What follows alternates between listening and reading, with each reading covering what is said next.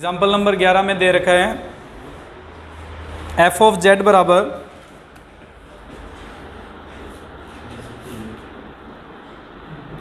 ई की power minus Z की power -4, Z is not equal to 0, F of 0 equals to 0।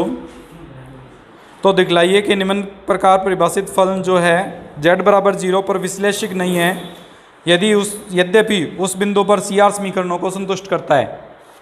हमें यह सिद्ध करना है कि ये सी आर समीकरणों को संतुष्ट करता है, फिर भी ये विश्लेषिक फलन नहीं है। विश्लेषिक नहीं है तो इसका मतलब वो अवकलनीय नहीं होगा। अवकलनीय नहीं है इसका मतलब होगा कि अगर उसका अवकलज निकालेंगे तो अलग अलग पथ पर ज्ञात करने पर अलग अलग मान प्राप्त हो रहा है। वो सिद्ध करने से पहले सी आर समीकरण को संतुष्ट करवाएंगे। सी आर समीकरण को संतुष्ट करवाने के लिए हम इसको लिख सकते हैं एफ ऑफ जेड बराबर ई की power minus X plus iota Y की पावर -4। अगर हम x बराबर y बराबर 0 रखते हैं इसमें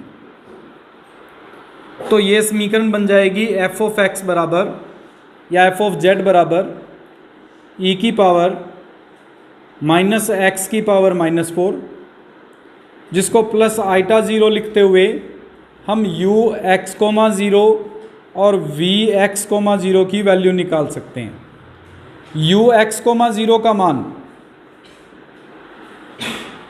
e की पावर माइनस एक्स की पावर -4 हो गया और v x, 0 की वैल्यू, क्योंकि w is equal to u plus eta v से कंसिडर किया जाता है, इसमें u प्लस आइटा v। कुछ इसी प्रकार से जब x का मान 0 रखेंगे तो f ऑफ z जो बनेगा वो e की पावर माइनस आइटा y की पावर -4 हो जाएगी। आइटा की पावर -4 1 होता है, जब इसको सॉल्व करेंगे तो e की पावर माइनस y की पावर -4 परिभाषित होगा और इसको भी आइटा इंटू 0 लिख सकते हैं, जिसके कारण u 0, y इक्वल्स टू ई की पावर माइनस वाई की पावर -4 और v 0, y की वैल्यू आ जाएगी 0। ये मान इसलिए निकाले हैं हमने क्योंकि हमें आंशिक अवकलज ज्ञात करना है u और v के सापेक्ष।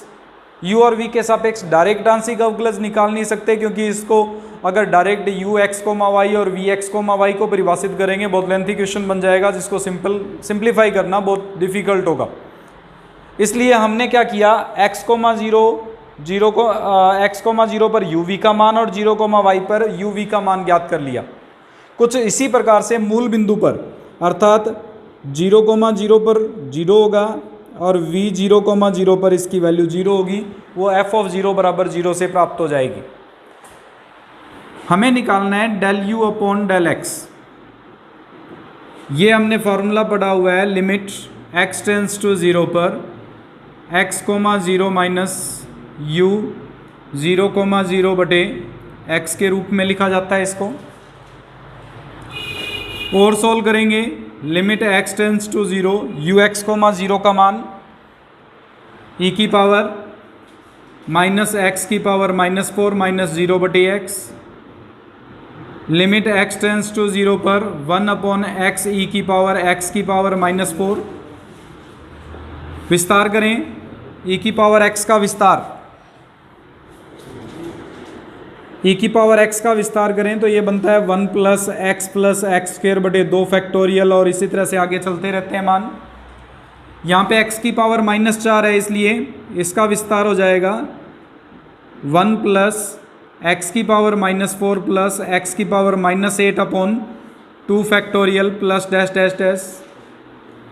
इसको सॉल्व करें तो लिमिट x टेंस टू 0 पर 1 अपॉन एक्स प्लस एक्स की पावर -3 प्लस एक्स की पावर -7 अपॉन 2 फैक्टोरियल। अगर x की जगह 0 रखते हैं तो ये बन जाएगा 1 अपॉन 0 प्लस इनफाइनाइट, जो 1 अपॉन इनफाइनाइट को शो करेगा और 1 अपॉन इनफाइनाइट का मान 0 होता है। इसका मतलब del u upon del x की वैल्यू जो है वो हमारे पास एक फिक्स वैल्यू 0 प्राप्त होती है। इसी प्रकार से आप del u upon del y के लिए u का मान ये रहा, सेम मेथड लगेगा, सिर्फ हमारे पास चेंज होगा y टेंस टू 0, यानी x जहाँ पे था वहाँ पे y आ जाएगा और कोई परिवर्तन नहीं होगा। इसको अगर मैं सूत्र के रूप में लिख दूं तो ये लिखा जाएगा y टेंस टू 0 पर u 0, y minus u 0, 0 upon y। जब इसको सॉल्व करोगे वैल्यू पुट करते हुए तो ये सेम मेथड बनेगा, सिर्फ x की जगह y आएगा। और जब सिंप्लीफाई करोगे तो इसकी वैल्यू क्या बन जाएगी हमारे पास 0। कुछ इसी प्रकार से del v upon del x, formula same है, x, 0 माइनस v 0, 0 अपॉन में x आएगा। इसकी भी वैल्यू 0 है, इसकी भी वैल्यू 0 थी हमारे पास, तो दोनों को घटाएंगे तो 0 ही आएगा, ये भी 0 बनेगा। और del v upon del y value निकालें तो भी 0 आएगी। हम अगर चेक करें तो del u upon del x equal है del v upon del y के, del u upon del y equal है minus del v upon del x के, अर्थात CR समीकरण को संतुष्ट करता है। लेकिन हमें सिद्ध करना है कि ये CR समीकरण को संतुष्ट करने के बावजूद भी विश्लेषिक नहीं है। विश्लेषिक उसी स्थिति में नहीं हो सकता जब यह अवकलनीय नहीं हो। पहले इतना नोट कर लीजिए, फिर अपने अवकलनीयता की बात कर लेते हैं। इसमें हमें इसमें प्रूफ करना है कि ये विश्लेषिक नहीं है। विश्लेषिक नहीं है ये प्रूफ करने के लिए हम इस पार्ट में अवकलनीयता सिद्ध करेंगे। इसकी अवकलनीयता f डैश z निकालेंगे। Limit z tends to 0 f of z minus f of 0 upon z, z tends to 0 e की पावर माइनस z की power minus 0 upon z। z जो होता है वो x प्लस आइटा y को represent करता है, तो e की power minus x plus iota y की power minus 4 upon x plus iota y। y बराबर x के अनुदिश ज्ञात करेंगे इसको।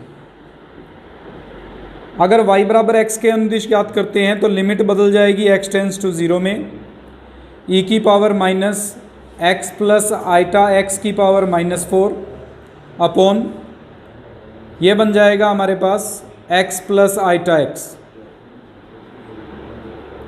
लिमिट x टेंस टू 0, इसको लिखा जा सकता है 1 upon x into 1 plus iota, e की पावर अपॉन में लेके आए हैं माइनस है, प्लस हो जाएगी पावर, लेकिन ये इसकी पावर माइनस 4 है तो 1 upon x into 1 plus iota की पावर 4, x की पावर 4 1 प्लस आइटा की पावर 4 लिखी जा सकती है।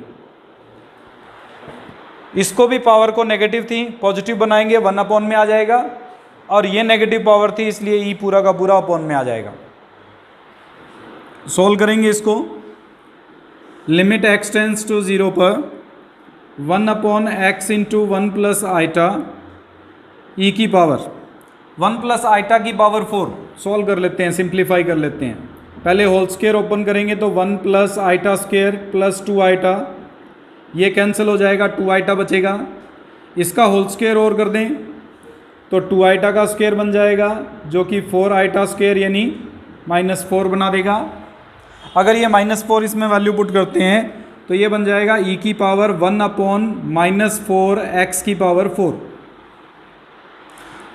अगर इसमें अब x की जगह 0 पुट करेंगे तो 1 अपॉन 0 इंटू ई की पावर माइनस इनफाइनाइट बनेगी, जो 0 बनती है, 0 इंटू 0 0 ही होता है। इसका मतलब 1 upon 1 plus iota into 1 upon 0 बनेगा, जिसकी वैल्यू अनंत आ रही है। अपरिभाषित मान को व्यक्त करती है, एक निश्चित मान प्राप्त नहीं हो रहा है। अगर निश्चित मान प्राप्त होता है तो f डैश z जो है वो z बराबर 0 पर अवकलनीय नहीं है।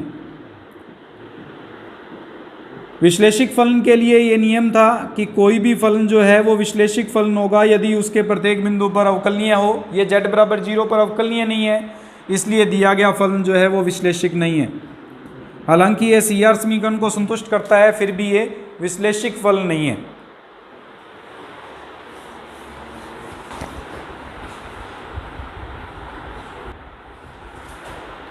साइन z का अवकलज cos z होता है, ये प्रूव करना है। प्रूव करने के लिए हम क्या करेंगे, इसमें सबसे पहले विश्लेषिक फलन सिद्ध कर देते हैं। विश्लेषिक फलन सिद्ध करने के लिए w बराबर sine z x plus iota y होता है हमेशा, x plus iota y sine x cos iota y plus cos x sine iota y। Sine x cos iota y cos hyperbolic y होता है, और cos x sine hyperbolic y, iota sine hyperbolic y होता है ये sign iota Y. u का मान आ जाएगा आपके पास sine x cos hyperbolic y, और v की वैल्यू हो जाएगी cos x sine hyperbolic y. Del u upon del x ये बन जाएगा आपके पास cos x cos hyperbolic y, del u upon del y ये बन जाएगा sine x sine hyperbolic y, del v upon del x minus sine x sine hyperbolic y, del v upon del y cos x cos hyperbolic Y. अगर तुलना करें del u by del x और del v by del y equal हैं, del u by del y और del v by del x minus के equal आ रहे हैं, CR समीकरण को संतुष्ट करता है।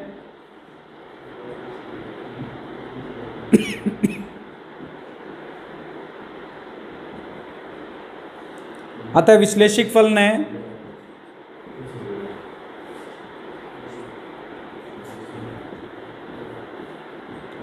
अगर विश्लेषिक फलन है तो dw अपॉन dz जो है उसको किसी भी एक के विद रिस्पेक्ट पार्शियल डेरिवेटिव मान सकते हैं, चाहे x के विद रिस्पेक्ट माने चाहे माइनस आइटा y के विद रिस्पेक्ट माने।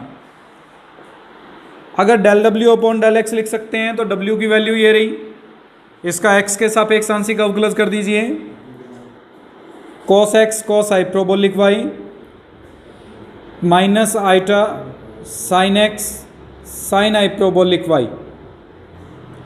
इसको हम cos x cos iota y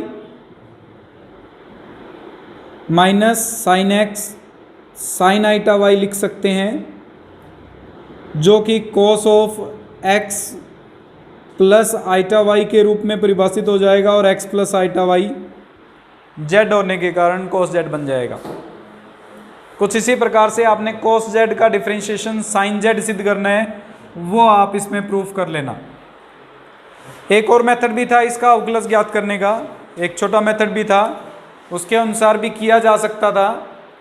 आपने साइन जेड है, साइन जेड का ये पढ़ा हुआ है कि ई की power iota z minus e की power minus iota z upon 2 iota के इक्वल होता है।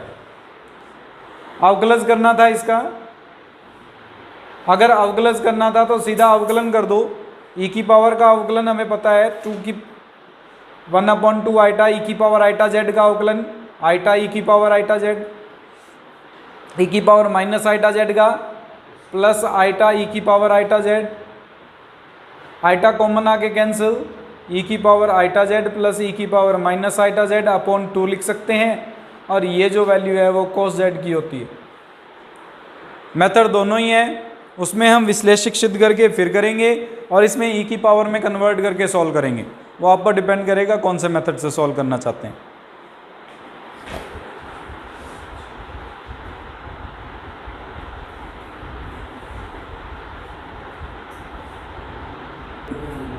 इजी मेथड में इसमें ये रहेगा, हमें साइन इनवर्स z का अवकलन सिद्ध करना है, 1/√1 माइनस जेड स्क्वायर के इक्वल है। हम मान के चलते हैं कि ये w जो है वो साइन इनवर्स z है, इसका मतलब z जो होगा वो साइन w बन जाएगा। अगर dz बाई dw निकालेंगे तो साइन w का अवकलन हमने पढ़ा था अभी cos w हो जाएगा। इसको dw बाई dz लिखें तो 1 अपॉन cos w, जिसको 1 upon √1 minus sine square w लिख सकते हैं। साइन w की वैल्यू z थी, √1 माइनस जेड स्क्वायर बन जाएगा, जो कि साइन इनवर्स z का अवकलज है।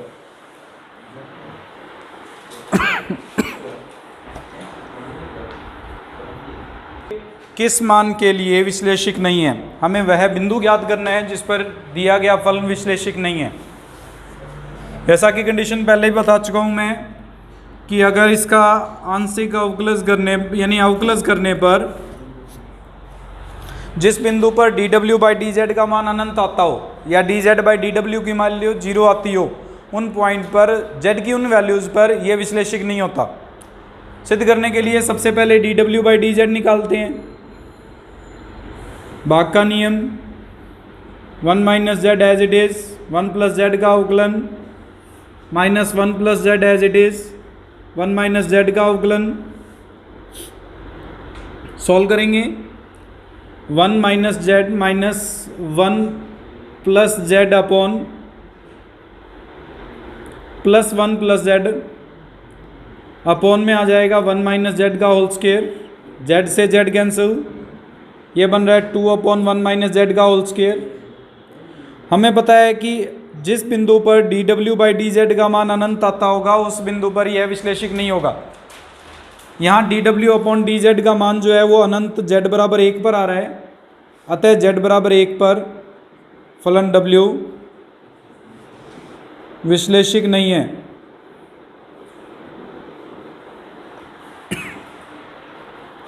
इसी प्रकार से इसके बाकी के पार्ट्स भी हैं, आपको उनमें भी यही पार्ट प्रूफ करना है कि किस बिंदु पर विश्लेषिक नहीं है, जिसमें से सी पार्ट आपको पहले ही करवा चुका हूं मैं, एक एग्जांपल आया था पीछे, और बी पार्ट आप ट्राई करके देख लेना।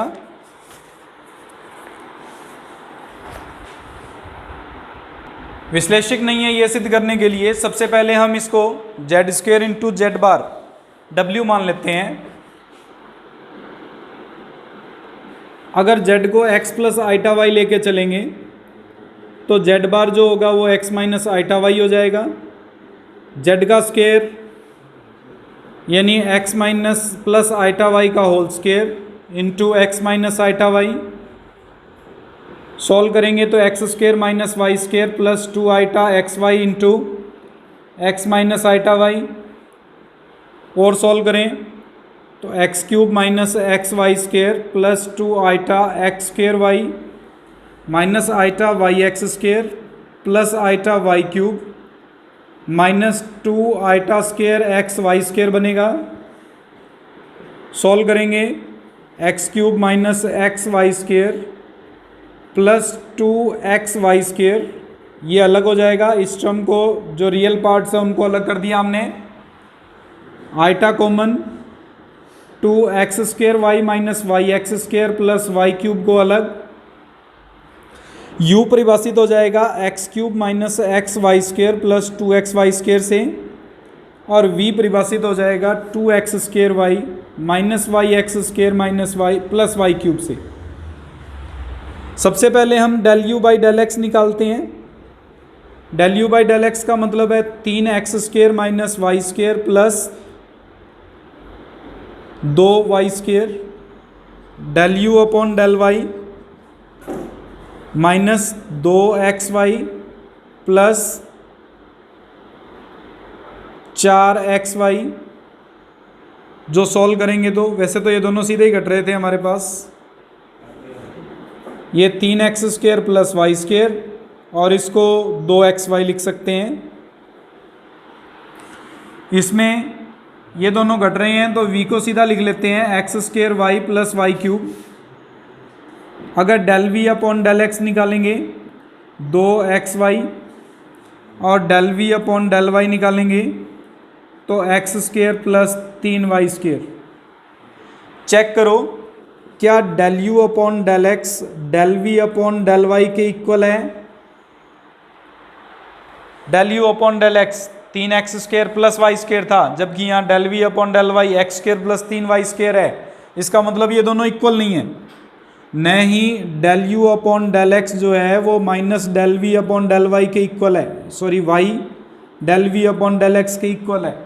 इसका मतलब सी आर समीकरण को संतुष्ट नहीं करता, और अगर सी आर समीकरण को संतुष्ट नहीं करता तो सी आर समीकरण संतुष्ट नहीं करता, अतः एफ ऑफ जेड विश्लेषिक नहीं है।